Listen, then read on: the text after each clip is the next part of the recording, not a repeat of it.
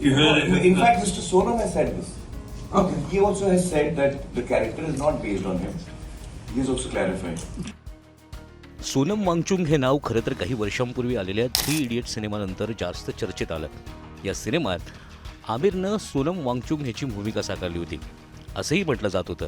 मात्र आता आमिर खानने हे स्पष्ट केलं आहे की त्याने साकारलेल्या भूमिकेचा सोनम वांगचुक यांच्याशी संबंध नव्हता, तर सोनम वांगचुक यांच्या उपोषणावरही त्याने फायनली मौन सोडलंय.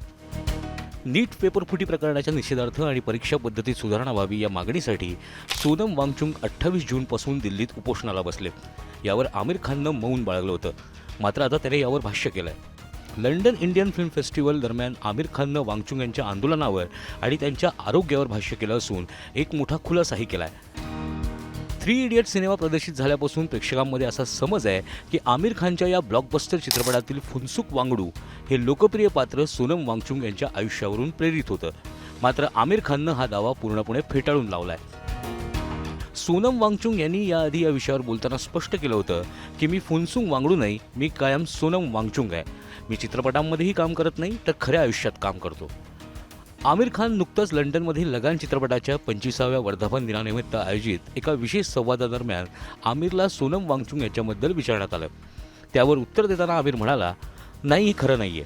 लोकांमध्ये हा एक मोठा गैरसमज आहे. जेव्हा आम्ही 3 इडियट्स चित्रपटाचं शूटिंग करत होतो तेव्हा या चित्रपटाचे लेखक दिग्दर्शक राजकुमार हिराणी आणि अभिजात जोशी यांना सोनम वांगचुक यांच्याबद्दल काहीही माहिती नव्हती. नुकताच मी ओमी वैद्याचा एक व्हिडिओ पाहिला ज्यामध्ये त्याने तसा उल्लेख केलाय, पण तो चुकीचा आहे. आमिरने पुढे हेही स्पष्ट केलं की सोनम वांगचुक यांच्या कामाचा सन्मान करण्यासाठी त्यांच्या नावाचा संबंध 3 इडियट्सशी जोडण्याची गरजच नाही. ते प्रत्यक्ष आयुष्यात जे काम करतात ते अतिशय कौतुकास्पद आहे. सध्या नीट पेपरफुटी प्रकरणाच्या निषेधार्थ आणि परीक्षा पद्धतीत सुधारणा व्हावी या मागणीसाठी सोनम वांगचुक 28 जूनपासून दिल्लीत उपोषणाला बसले.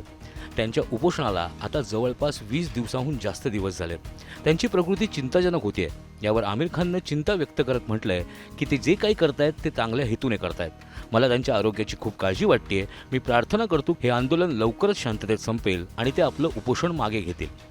काही दिवसांपूर्वी 3 इडियट्समध्ये चतुरची भूमिका साकारणाऱ्या ओमी वैद्यनं मला फुनसुक वांगडूंचा मृत्यू झालेला पाहायचा नाही असं भावनिक आवाहन केलं होतं. त्यानंतर सोशल मीडियावर आमिर खाननं यावर गप्प न राहता भूमिका घ्यावी अशी मागणी नेटकऱ्यांकडनं केली जात होती. यावर आमिर खान बराच ट्रोलही झाला होता. मात्र आता आमिर खाननं या विषयावर स्पष्टता दिल्यानं तो खोटं बोलतोय की खरं बोलतोय या वादावरही आता पडदा पडलाय. ब्युरो रिपोर्ट, मुंबई तक.